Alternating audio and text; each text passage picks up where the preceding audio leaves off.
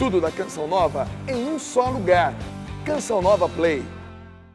Meus amigos e meus irmãos de toda a Canção Nova, aqui do Rincão e de toda essa nação brasileira que acompanha a Canção Nova, é uma alegria poder também eu participar aqui deste final de semana, deste acampamento voltado para Nossa Senhora. Eu quero inclusive deixar aqui um agradecimento aos nossos amigos de Recife, porque eu já tinha até marcado com eles um compromisso de estar lá neste final de semana para um congresso mariano que a Obra de Maria, que é uma grande comunidade católica de Recife, faz todo ano. Na semana de 12 de outubro fazem um grande congresso mariano. O ano passado eu pude estar lá em Recife, inclusive com a Pet Mansfield, com o pastor, ex-pastor, agora diácono Francisco de Almeida, não é? E este ano eu já tinha marcado tudo para ir também, já estava até com uma passagem para ir para Recife, mas foi pedido que eu viesse aqui participar. Então eu conversei com o Gilberto, coordenador da comunidade, e o Gilberto, numa grandeza de alma, eu queria destacar isso, numa grandeza de alma, disse assim: Felipe, fique aí, porque daí mais gente vai te ouvir do que aqui, porque aí tem uma televisão que cobre o Brasil inteiro, e aqui seríamos nós, muita gente, 1.000, 2.000, 3.000 pessoas, mas pela televisão muito mais pessoas poderão participar. Então fique aí, mande para nós só uma cartinha, um e-mail, dizendo ao povo aqui por que você vai ficar na Canção Nova, e o povo vai entender. Então eu queria agradecer à comunidade de Recife, à Obra de Maria, ao Gilberto, por esse gesto de grandeza de alma. Grandeza de alma, né? Então, receba toda a Obra de Maria, todos os pernambucanos de Recife, essas palmas, esses aplausos, como a nossa gratidão. É muito importante haver na nossa igreja grandeza de alma. O que é a grandeza de alma? Grandeza de alma é você aceitar ficar em segundo lugar por causa de alguma coisa mais importante que envolva toda a comunidade, não é?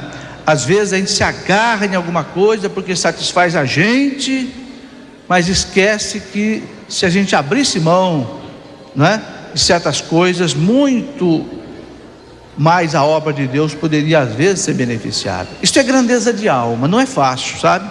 Porque exige renúncia no coração da gente, né? A gente nunca consegue dizer sim aos outros se a gente não souber dizer não a nós. Guardem isso. O preço do sim dado a alguém é o preço de você dizer não a você. Isto é caridade, isto é o amor de Deus, isto é grandeza de alma.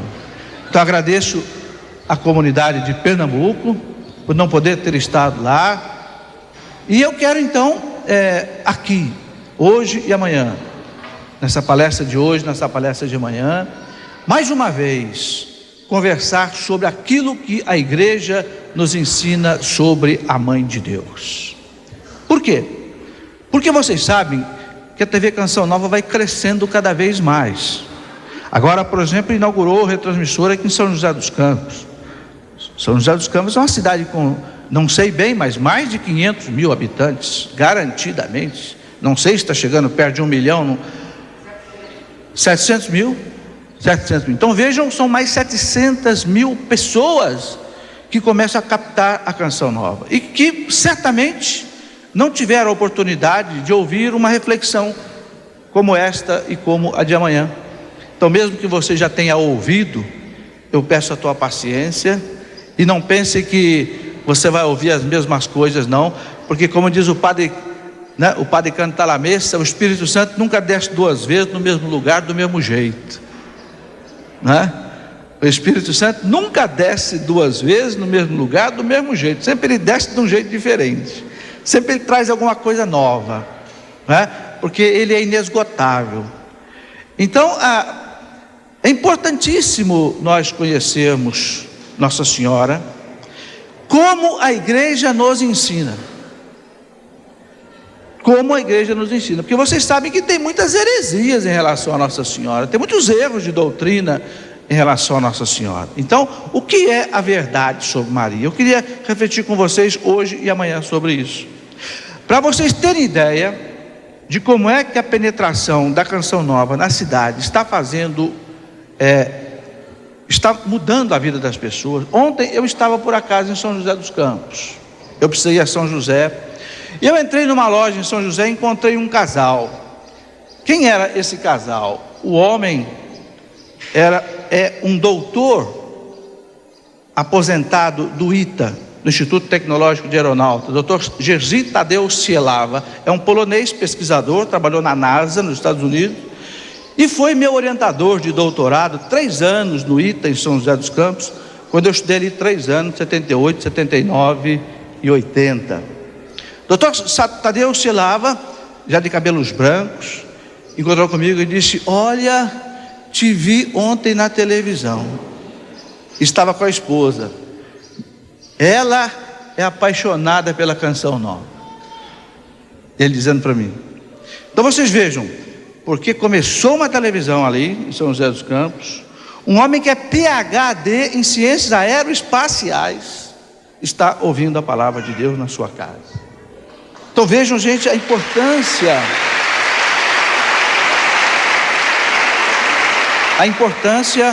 né, que tem hoje esta televisão. Isso um exemplo que eu quero apenas dar, entre muitos que a gente ouve aí a toda hora, ok?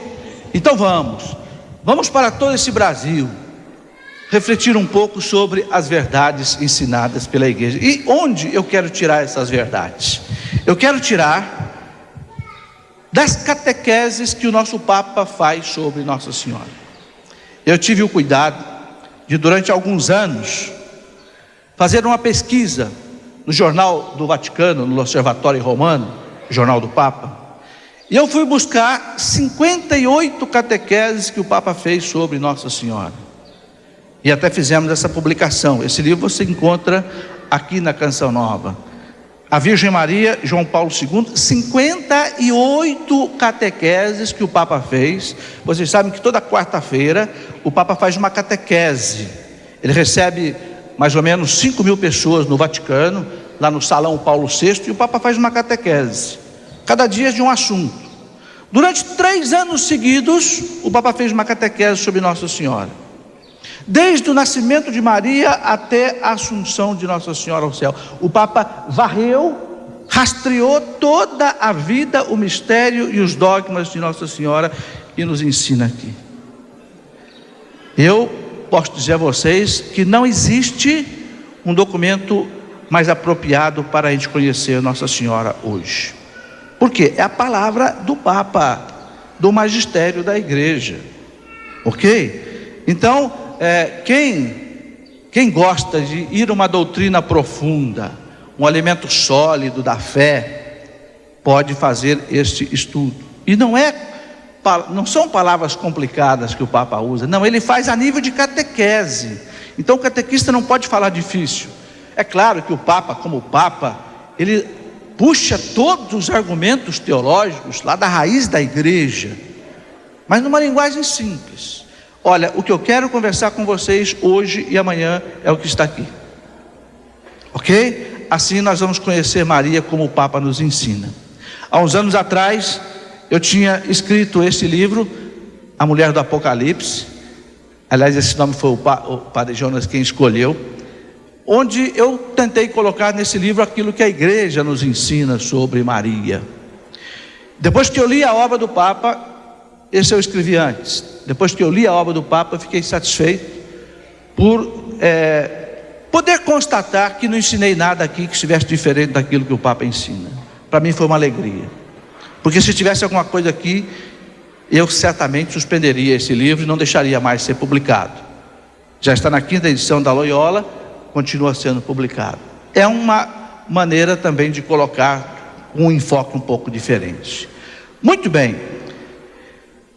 Existem muitos livros sobre Nossa Senhora.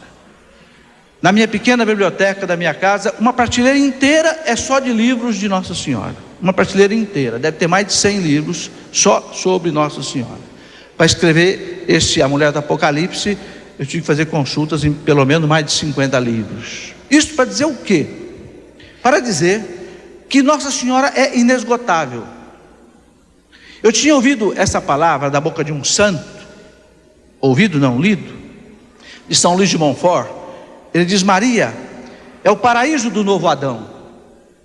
Houve um primeiro Adão, não é? Que nos levou ao pecado, nos levou à morte. Houve um novo Adão, que teve também um novo paraíso.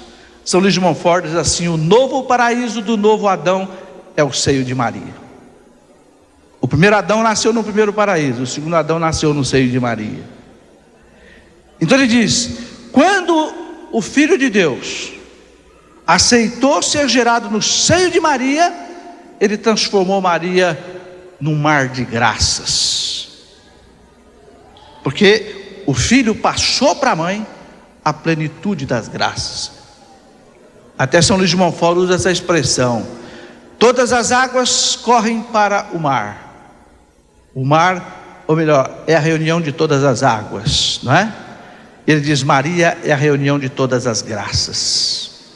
Assim como o mar reúne todas as águas, Maria reúne todas as graças. Por isso, né, onde disse a ela: você é cheia de graça, gratia plena, né? O latim diz gratia plena, plena de graça. Não existe nada nela que não seja graça, né? Quais são as verdades básicas que a igreja nos ensina sobre Maria? Muitas coisas. De todas essas coisas, 4 são dogmas. 4 são dogmas. O que quer dizer um dogma? Nenhum católico pode contestar. Por quê? Porque a igreja empenhou o carisma da infalibilidade que ela recebeu de Jesus Cristo para dizer: isto é uma verdade de fé. A igreja faz isso de 2 maneiras. Ou faz pela boca do Papa, quando o Papa fala ex cátedra. Somente 13 vezes ao longo da história da igreja o Papa usou esta prerrogativa. Vejam, em 2000 anos, não mais do que 13 vezes o Papa usou essa prerrogativa de falar ex cátedra, isto é, falar como sumo pontífice da igreja.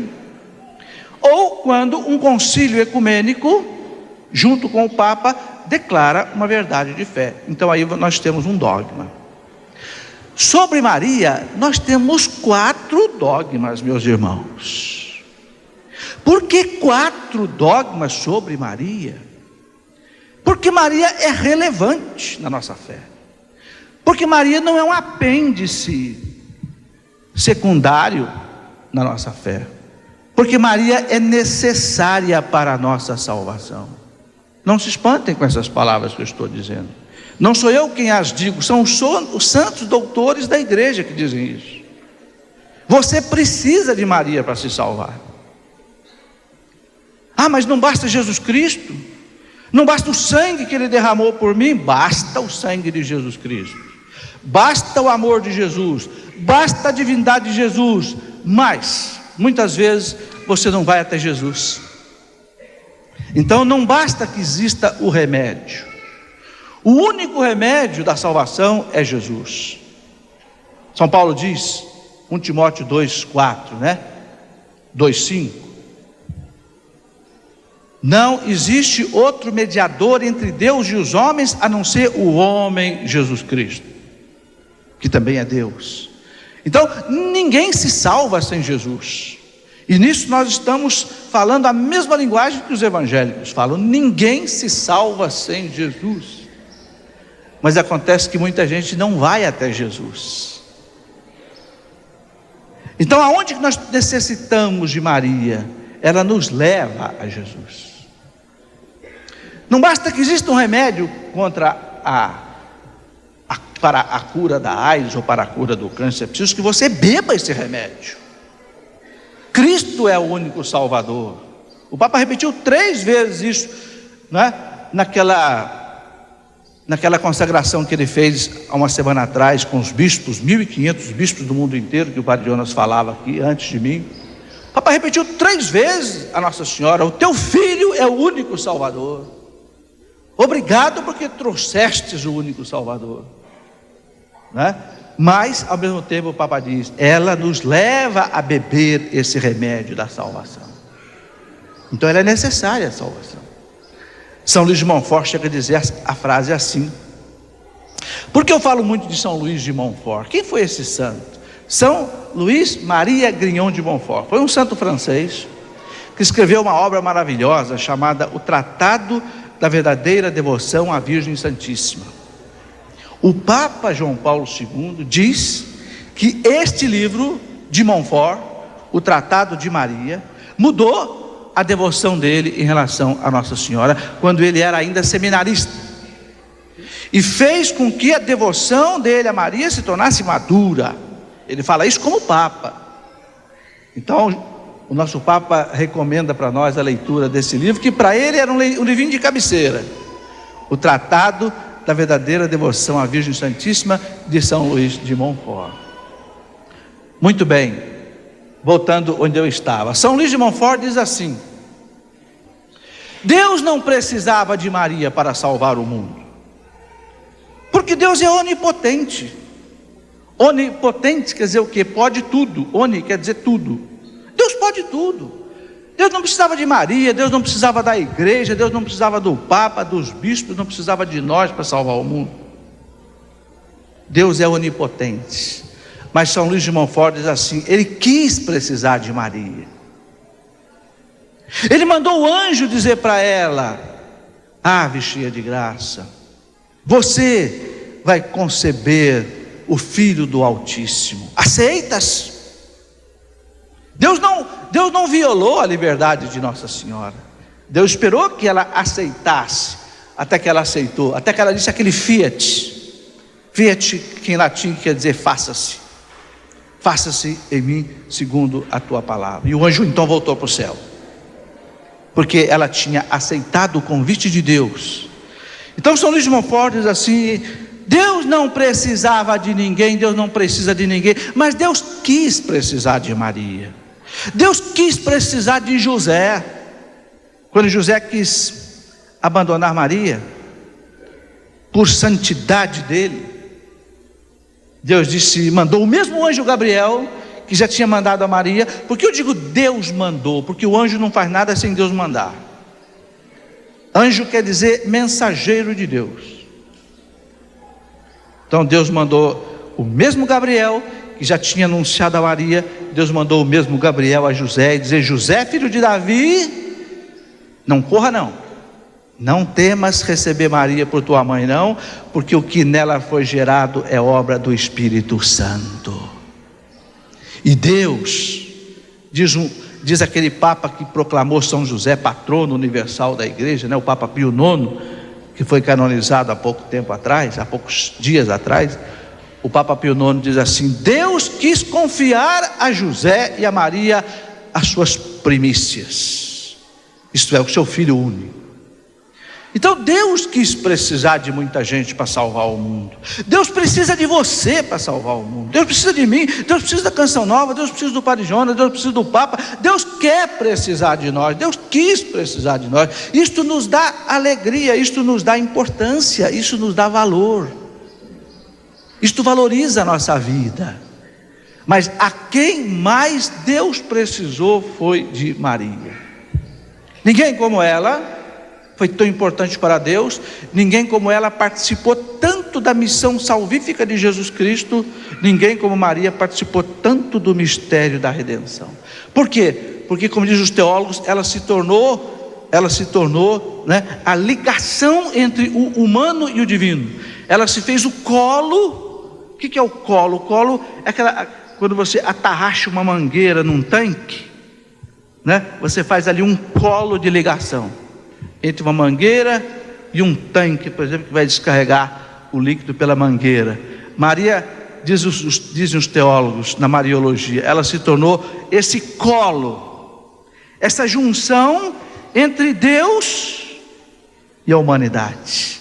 E através desse colo que fluem as graças de Deus para a humanidade. Porque por aí Jesus veio até nós. E Jesus é o único Salvador. Então Maria exerceu um papel fundamental na história da salvação. Ok? É muito importante a gente compreender isso para que a gente entenda o lugar exato de Maria na nossa fé, no nosso culto, na nossa devoção e etc. Então, meus irmãos, começa a dizer para nós o Papa, na primeira alocução que ele faz sobre a maternidade divina de Nossa Senhora, os 4 dogmas são esses, né? Primeiro, Maria, mãe de Deus.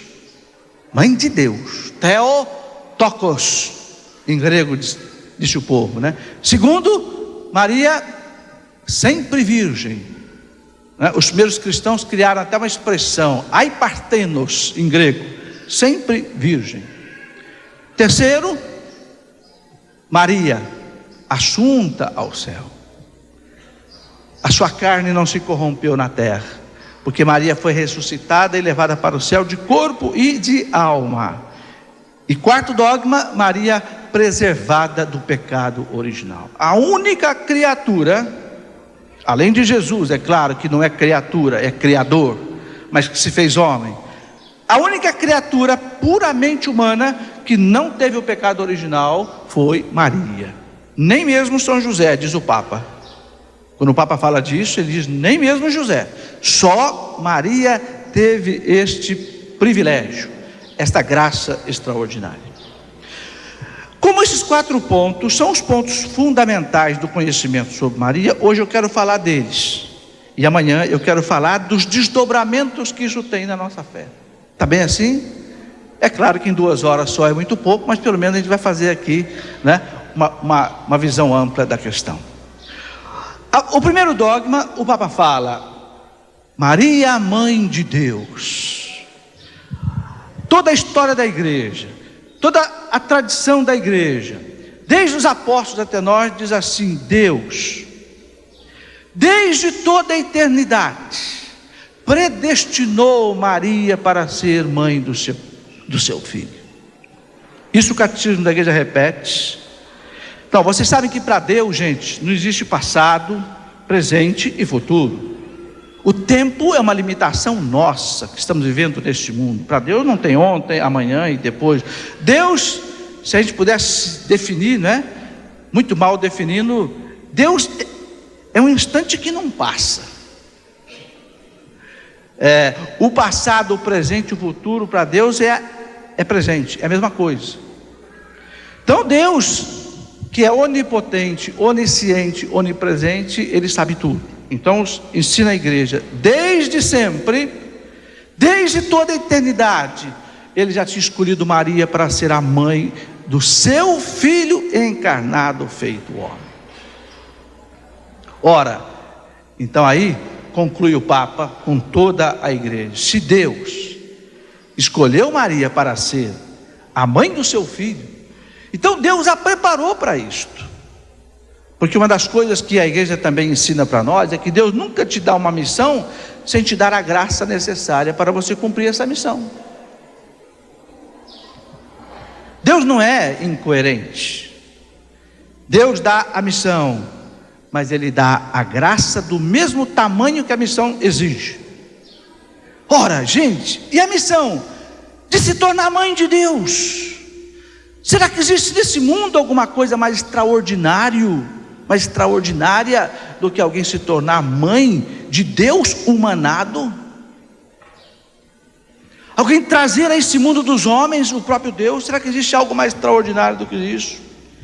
É um mistério. É um mistério que suplanta toda a reflexão, toda a inteligência, todo o estudo dos teólogos. Então Deus preparou essa mulher com graças inauditas. Isto é, graças que você não é capaz de dizer, você não é capaz de compreender, você não é capaz de entender, porque ali estava o tabernáculo vivo do próprio Deus. Então a primeira graça que Deus concedeu a Nossa Senhora, qual foi? É não ser tocada pelo pecado. Aí vem o segundo dogma, o dogma da Imaculada Conceição. Mas primeiro dogma, vamos ainda falar um pouquinho da maternidade divina de Maria. O Papa lembra para nós, eu não vou tomar o livro do Papa para ficar lendo, senão a gente vai gastar muito tempo, não vai dar tempo. Mas o Papa lembra para nós que desde o século III, século II, Os cristãos já chamavam Maria de Theotokos. Por quê? Porque falava-se o grego, na região onde o cristianismo imperava, né? Na Ásia Menor, no norte do Egito, naquela região ali, falava-se o grego. Então os cristãos chamavam Maria no norte da África e também na Ásia Menor, nas regiões onde, né? Na Capadócia, na Ásia, no Ponto, aquela região, Maria de Theotokos. Theotokos quer dizer mãe de Deus. Ok? Mas quando chegou no século V, por volta do ano 430, houve um bispo de Constantinopla, que era a cidade mais importante do mundo praticamente, além de Roma. O bispo de Constantinopla, Nestório, saiu com uma heresia. Que heresia era essa? Maria não é mãe de Deus. Maria é mãe apenas do homem Jesus, mas não é mãe de Deus. Nestório não conseguia entender o que hoje a igreja ensina. Em Jesus há uma pessoa só, mas em Jesus há duas naturezas, humana e divina. Ele é perfeitamente homem e ele é perfeitamente Deus, mas não existe dois Jesus, um Jesus que é homem e um Jesus que é Deus. Não, existe um Jesus só que é Deus, na sua pessoa, no seu ego, no seu eu. Mas no seu ego, no seu eu, ele uniu duas naturezas, a humana e a divina. Então Jesus sabe que ele é homem e sabe que ele é Deus.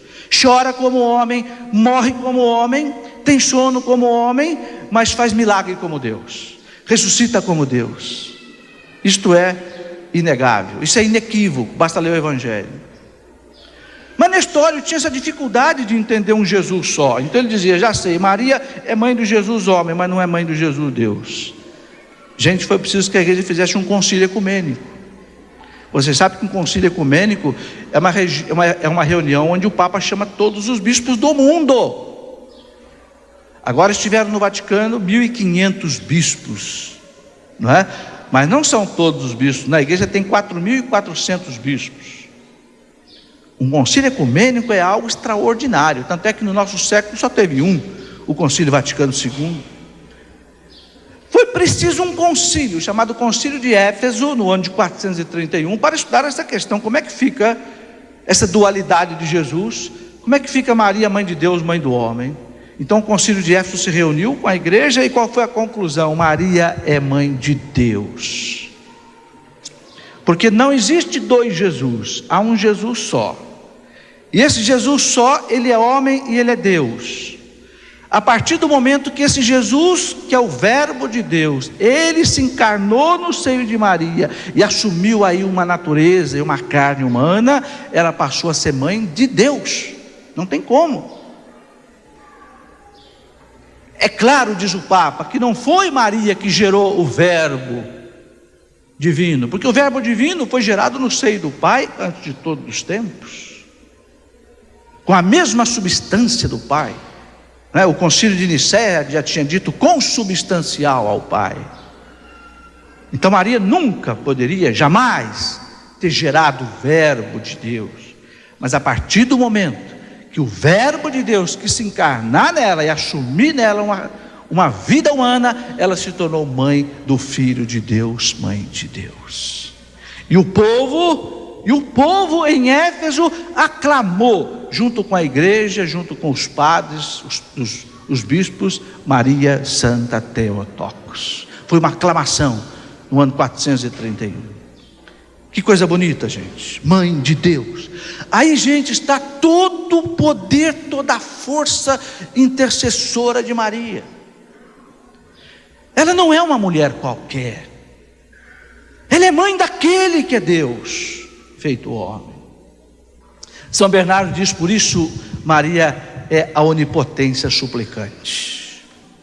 Expressão bonita de São Bernardo. São Bernardo é doutor da igreja. Ele diz: Deus tudo pode por natureza, porque é Deus. E ele fala: Maria tudo pode por graça de Deus. Ele fala: tudo que Maria pedir ao seu filho, claro que ela não vai pedir nada que não esteja de acordo com o plano de Deus, a vontade de Deus, mas tudo que ela pedir ao seu filho faz. Exemplo disso, as bodas de Caná. Filho, não tem mais vinho. Mulher, Não chegou ainda a minha hora, o que eu tinha a ver com isso? Eu não vim à terra para estar transformando água em vinho, mulher. Vê lá se Jesus veio ao mundo para ficar transformando água em vinho numa festa de casamento. Mas ela pediu, e agora? Ela é minha mãe.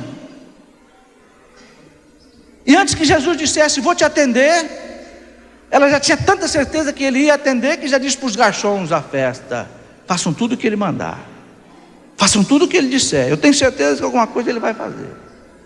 E que foi que Jesus fez? Transformou 600 litros de água em vinho. Diz o Evangelho, 6 talhas, cada uma com 100 litros. Não foi uma canequinha, uma garrafinha de água que ele transformou em vinho, não. Foram 600 litros de água em vinho da melhor qualidade. Gente, isso para nós é um sinal. Que sinal? Sinal de que tudo aquilo que a mãe pede ao filho, esse filho atende. Né? A igreja nos ensina isso. Pede à mãe que o filho atende. Ela é onipotente na sua súplica, de São Bernardo. Não porque ela tenha poder divino, não, mas ela tem graça de Deus. Não tem coisa mais bonita do que a intercessão. De vez em quando eu estou lá, alguém toca o telefone para mim: olha, eu precisava mandar um bilhetinho para o Padre Jonas, mas é muito difícil, mas eu sei que você tem contato com ele, faz favor, escorrega esse bilhetinho na mão dele. Quantas vezes, nas viagens que eu estou por aí, o pessoal leva isso, me faz de intercessor, me faz de mediador. A pessoa sabe que ela não consegue chegar até o Padre Jonas, e não consegue, coitado do Padre Jonas. Se for atender todo mundo individualmente, ele morre, não é? O Brasil inteiro quer falar com ele. Então a pessoa vai no mediador, a pessoa vai naquele que é íntimo, vai na Luzia, vai no Eto, vem num outro aqui, porque sabe que você tem. Então, como é difícil às vezes a gente chegar a Deus, não porque Deus se feche e Deus não nos abra o nosso coração, é muito fácil chegar em Deus, mas às vezes os nossos pecados nos fecham para Deus. Então, aí vem a hora do consolo da Mãe de Deus. Santa Maria, Mãe de Deus, não é assim que nós dizemos? Rogai por nós pecadores. Por quê? Porque a Senhora é Mãe de Deus. Nós dizemos isso 50 vezes no terço, 150 vezes no rosário. Santa Maria, Mãe de Deus. Santa Maria Theotokos, rogai por nós pecadores, agora e na hora de nossa morte. Porque nós sabemos que ela é Mãe de Deus. Ela arranca do coração de Deus a graça que a gente precisa, porque é Mãe de Deus. Ok? Então não é mãe. Ela não gerou o verbo no seio do Pai, mas gerou o verbo humanado. Então se tornou Mãe de Deus. Não foi a tua mãe que gerou a tua alma. A igreja ensina que a alma nossa, quem põe no corpo é Deus, não são os pais. Os pais geram a carne humana. No instante da concepção, Deus coloca ali uma alma que Ele cria naquele instante, não é? Então também era para nós dizermos assim: minha mãe não é minha mãe é mãe do meu corpo apenas, porque minha alma foi Deus quem colocou aqui. Não, nós não dizemos, nós não dizemos assim. Nós dizemos, é mãe do Felipe, porque essa alma se encarnou nela para ganhar a vida humana. Então ela se tornou mãe dessa pessoa que é o Felipe. Não importa que ela tenha dado só a carne, mas Deus tenha dado a alma. Ela se tornou mãe do Felipe inteiro, porque sem ela esse Felipe, pessoa humana, não existiria nunca. Sem Maria, o verbo feito carne, salvador da humanidade, sacerdote altíssimo da nova aliança, nunca teria existido. Nós não teríamos salvação. Santo Agostinho diz assim: se não fosse Maria, Jesus não teria se transformado no sacerdote salvador, porque foi na sua carne que Ele pagou os nossos pecados. Foi nas suas chagas que Ele carregou as nossas enfermidades. Foi no seu sangue que Ele lavou os nossos pecados. E quem deu esse sangue a Maria, quem deu esse sangue a Ele foi Maria. Quem deu essa carne foi Maria. Quem deu, essa vida humana foi Maria. Então ela é Mãe de Deus. Não tenham dúvida, meus irmãos, disso. Não tenham dúvida disso. A fé católica não deixa margem de erro nessa questão. Segundo, porque Deus a escolheu como mãe, então Deus a preservou do pecado, é claro. Você pode escolher a tua mãe? Não pôde. Você pode escolher quem seria seu pai? Você não pôde, mas ele pôde. Então São Luís de Montfort pergunta: se ele pôde escolher a sua mãe, será que entre uma mulher escrava do pecado e uma mulher livre sem o pecado original, quem é que ele escolheria? É claro que escolheria ela, uma mulher livre, uma rainha livre do pecado. São Paulo ensina que todos nós nascemos sob o jugo do pecado original, não é? Mas a igreja entendeu que por causa da missão que Deus confiou a Maria, ela foi imune do pecado original. Mas então ela não foi salva por Jesus? Ela foi salva por Jesus. No século 13, 14, houve um teólogo brilhante chamado Duns Scotus, que durante mais de 9 anos fez um discurso, não é?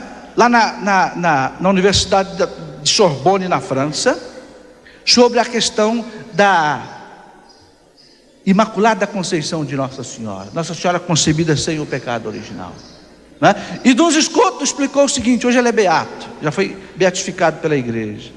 Ele explica assim, e o magistério da igreja assumiu esse ensinamento, e o Papa, né, em 1854, o Papa Pio IX transformou isso em dogma de fé, a Imaculada Conceição de Maria. Maria nunca teve o pecado original. Mas é interessante o que esse teólogo da igreja explicou. Ele explicou assim: nós fomos salvos por Jesus Cristo depois que nós fomos contaminados pelo pecado original. O batismo lava o pecado original, faz você de novo um filho novo de Deus. Mas Duns Scotus explicou: mas tem uma outra maneira para Deus salvar. É Deus fazer a medicina preventiva. Isto é, você pode impedir que uma criança fique contaminada dando vacina na criança. A criança que já foi contaminada por um sarampo, por uma rubéola, por uma catapora, você dá o tratamento curativo depois, não é? Mas o que se faz hoje? Hoje se dá o tratamento preventivo, se dá a vacina para que a pessoa não tenha a doença. Então o Papa, quando proclamou o dogma da Imaculada Conceição, o Papa disse exatamente isso: Maria foi impedida de ser contaminada pelo pecado original. Mas impedida por quem? Impedida pelos méritos de Cristo na cruz. Então Maria também foi salva. Maria também foi salva por Jesus. Só que diferente de nós fomos salvos após o pecado. Maria foi salva porque Deus a impediu de ser tocada pelo pecado. E é exatamente isso que o Papa explica quando eu vou ler para vocês aqui a parte central do dogma da Imaculada Conceição, usando um documento pontifício, né, chamado Inefabilis Deus, uma bula pontifícia. O Papa então proclamou essa verdade de fé, dizendo para toda a igreja, diante de uma multidão de pessoas no Vaticano. Havia mais de 500 bispos, entre eles muitos cardeais, mais de 1 milhão de pessoas. O Papa disse essas palavras aqui. 1854, o Papa Pio IX, que foi agora há pouco beatificado, ele diz assim: nós declaramos, decretamos e definimos. Quando o Papa fala assim, é dogma. Nós declaramos, decretamos e definimos que a doutrina segundo a qual, por uma graça e um especial privilégio de Deus Todo-Poderoso, e em virtude dos méritos de Jesus Cristo, Salvador do gênero humano, a bem-aventurada Virgem Maria foi preservada de toda a mancha do pecado original no primeiro instante de sua concepção.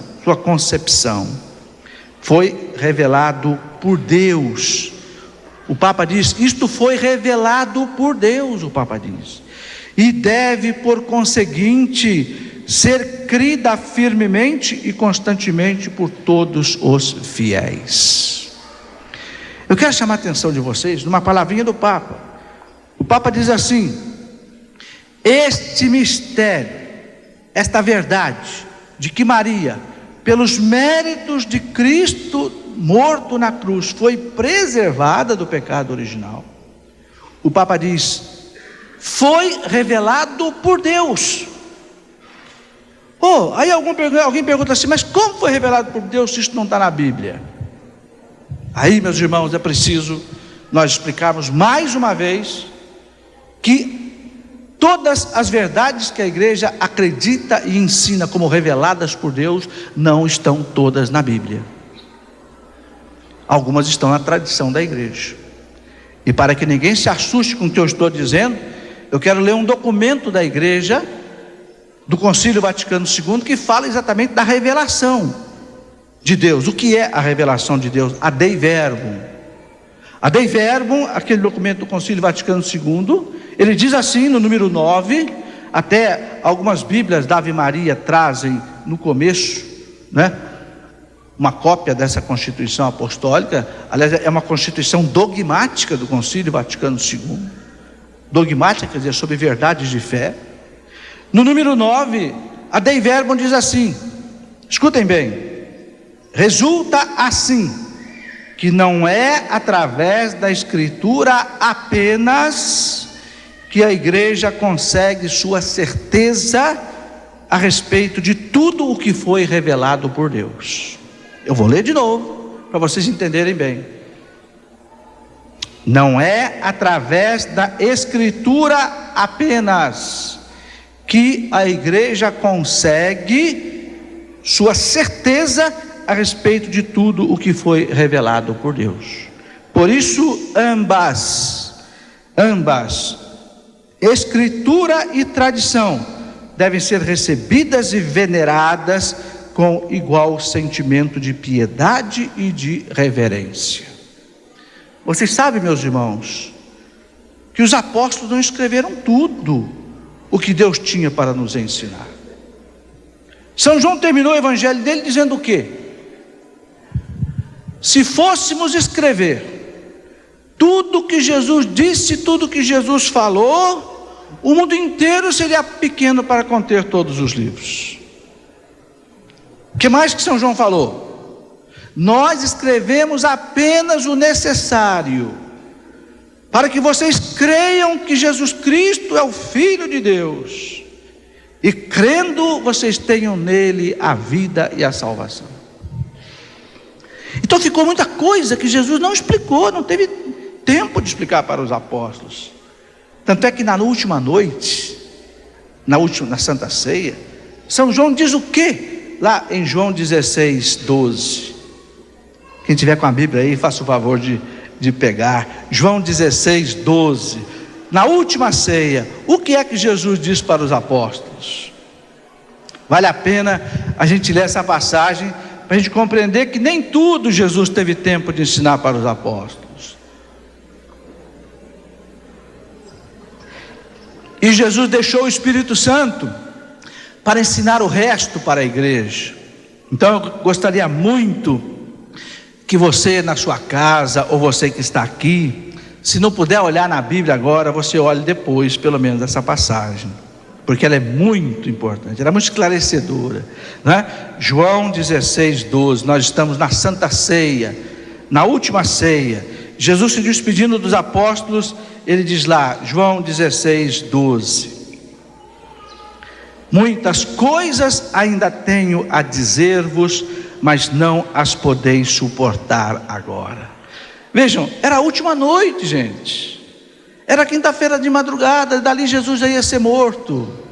E o que Jesus está dizendo para os apóstolos? Muitas coisas ainda tenho a dizer-vos, mas não as podeis suportar agora. E Jesus diz então, como é que fica a situação? Versículo 13, quando vier o Paráclito, o Espírito da verdade, ensinar-vos-á toda a verdade. Está aí, gente. Jesus não teve tempo de explicar tudo para os apóstolos, para a igreja, mas ele diz, não tem importância, vocês não estão preparados para ouvir agora. Aqueles apóstolos, a maioria deles eram homens incultos, pescadores da Galileia, Eles não tinham cabeça para guardar teologia, mariologia, eclesiologia, pneumatologia. Não tinham cabeça para isso.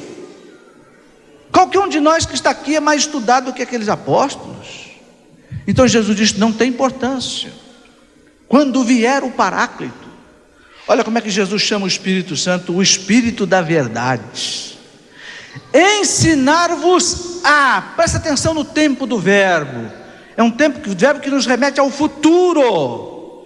Ensinar-vos a, lá na frente, o Espírito Santo ensinar-vos a todas as coisas. E Jesus fala isso não só nesse versículo, mas fala também no versículo João 14:15 e João 14:25, ele fala a mesma coisa. Então Jesus deixou como garantia da igreja, como professor da igreja, Jesus deixou o Espírito Santo e disse: Ele que é o Espírito da verdade, Ele ensinar-vos-á toda a verdade. Então, quando o Papa diz aqui que o dogma da Imaculada Conceição foi revelado por Deus, assim como quando o Papa fala do dogma da Assunção ao céu, o Papa Pio XII também fala, foi revelado por Deus. Não foi revelado através da Sagrada Escritura, no texto bíblico, mas a igreja acredita na tradição com a mesma fé que acredita na palavra de Deus. Porque a tradição veio dos apóstolos. Por que você acredita que tem 7 sacramentos?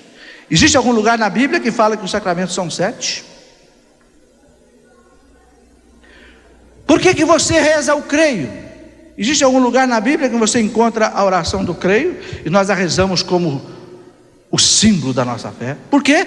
Porque vem dos apóstolos.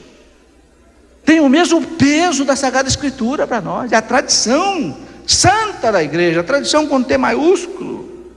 É esta tradição, meus irmãos, que vem dos apóstolos, que garante para nós a Imaculada Conceição de Nossa Senhora, garante para nós a Assunção de Nossa Senhora ao céu. É claro que existem outros argumentos que deixam clara a questão, que não é o momento aqui agora de colocar, mas a gente encontra tudo isso. O outro dogma de Nossa Senhora é da sua Assunção ao céu, levada ao céu de corpo e de alma, né? A pergunta básica que um teólogo fez para esclarecer essa questão foi essa: pode o corpo daquela que gerou o corpo de Deus ser comido pelos vermes da terra? Não pode.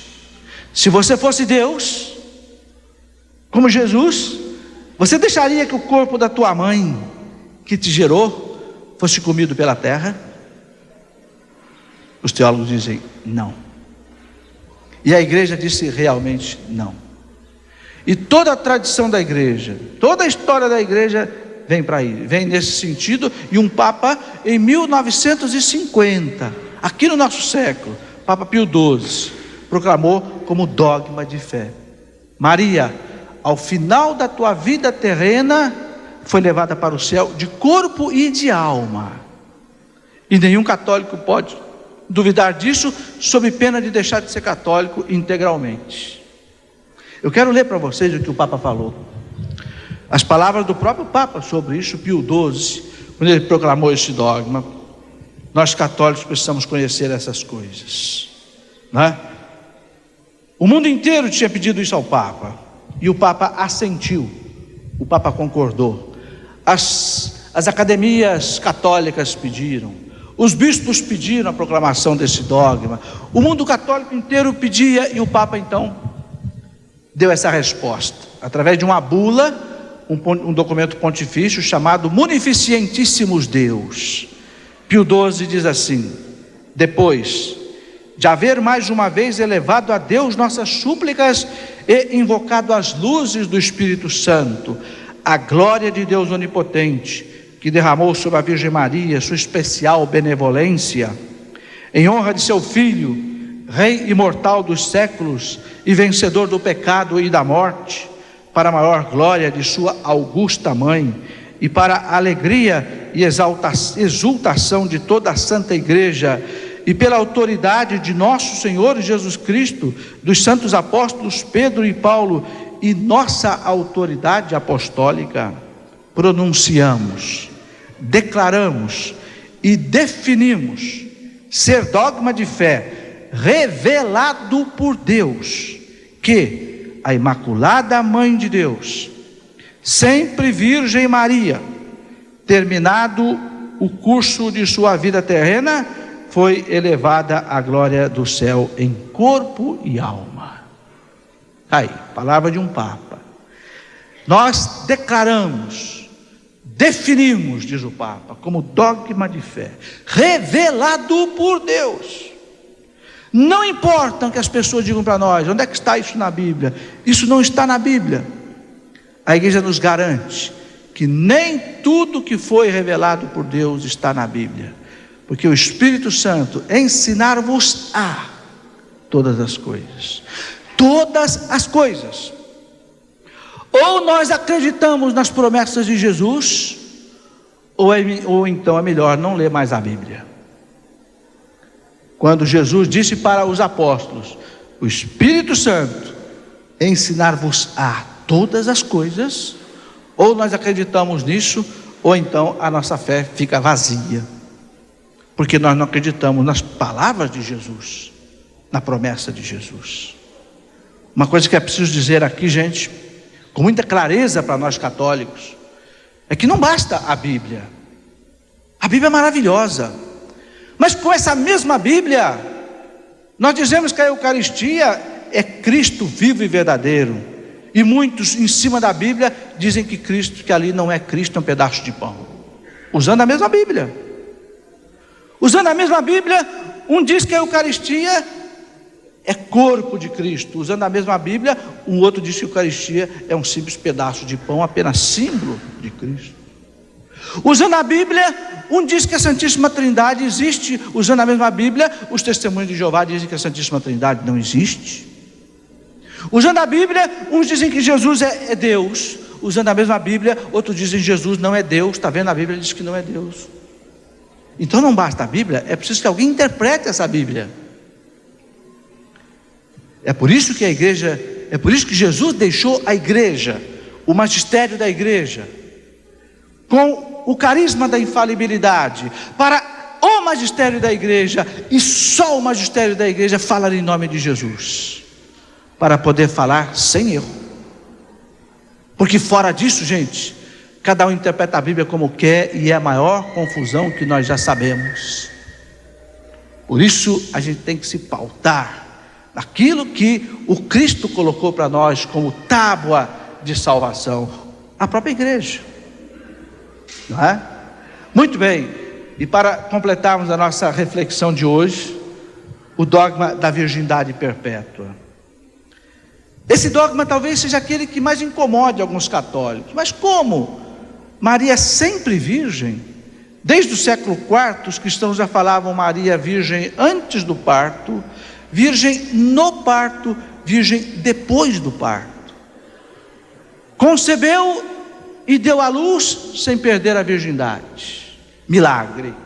Milagre, não queiram compreender de outro jeito. O Papa, quando esteve há pouco tempo na cidade de Capua, na Itália, onde no ano 300 e pouco foi definido por um Papa, por um concílio, essa verdade de fé. João Paulo II voltou a Capua, na Itália, e disse: eu estou aqui para ratificar, confirmar o dogma da virgindade perpétua de Maria. E o Papa diz assim: não tentem querer explicar pela medicina, pela biologia, que vocês não vão encontrar explicação científica e natural, porque trata-se de um milagre de Deus. Sendo virgem, concebeu virgem, deu à luz virgem e permaneceu virgem. Veja, Santo Agostinho, já no ano 370, Santo Agostinho dizia virgem antes, durante e depois do parto. Gente, o que significa isso para a igreja? 2 significados básicos ensina o Papa. O primeiro significado significa que aquele que nasceu de Maria não é um homem qualquer.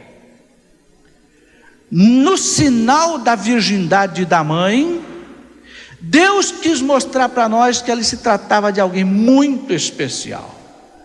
É aquilo que o profeta tinha dito, Isaías tinha dito lá em Isaías 7,14: eis o sinal, ó rei Acás, a virgem conceberá. Nunca tinha visto falar que uma virgem pudesse conceber. Vem o profeta e diz para o rei: a virgem conceberá e dará à luz um filho que será Deus conosco, o Emanuel. Este é o sinal, a virgem conceberá. Então o Papa diz: o primeiro sentido profundo da virgindade perpétua de Maria é mostrar para nós que aquele que nasceu nela, que foi gerado de maneira extraordinária, porque não foi gerado com o sêmen de um homem, mas foi gerado com a ação do Espírito Santo. Aquele que nasceu de maneira extraordinária, porque não violou a virgindade da mãe, é filho de Deus, é Deus. Só Deus poderia entrar num ventre de uma mãe virgem e sair de um ventre de uma mãe virgem e deixá-la virgem. Muito mais do que uma questão carnal, física, que também é verdadeira, há a relevância do aspecto espiritual que o Papa chama a atenção. Houve um santo da igreja, santo doutor da igreja, lá do passado, que disse assim, fez uma comparação muito bonita. Ele disse assim: assim como a luz é capaz de atravessar uma vidraça sem quebrar a vidraça, a luz entra através do vidro, sai através do vidro e não quebra o vidro, está certo? Ele diz: o Espírito Santo soube fazer com que Jesus entrasse em Maria, saísse de Maria, sem rasgar a sua integridade. Coisa bonita. Só Deus, só alguém que é Deus poderia fazer com que essa sua mãe, que era virgem, permanecesse virgem para sempre. E a igreja chama sempre Virgem Maria, ai partenos em grego. Desde os primeiros séculos a igreja usou essa expressão. Não é, meus irmãos, um desejo da igreja de dizer assim, por exemplo, que para nós que somos casados, não é? Para nós que não temos essa virgindade carnal, não é desejo da igreja dizer para nós que o sacramento do matrimônio seja menos importante do que, por exemplo, o sacramento da ordem ou o sacramento daqueles que são celibatários. Não é isso, não é isso. Muito pelo contrário, a igreja supervaloriza o sacramento do matrimônio. Essa aliança que nós colocamos no dedo, marido e mulher, é sinal da aliança de Deus com a humanidade, é sinal da aliança de Cristo com a igreja. Por que a igreja não quer que nenhum casal se separe? Porque entre o amor de Cristo e da igreja não tem separação. São Paulo fala para os casais, não é? Efésios 5:25, maridos, amai as suas esposas como Cristo amou a igreja e se entregou por ela.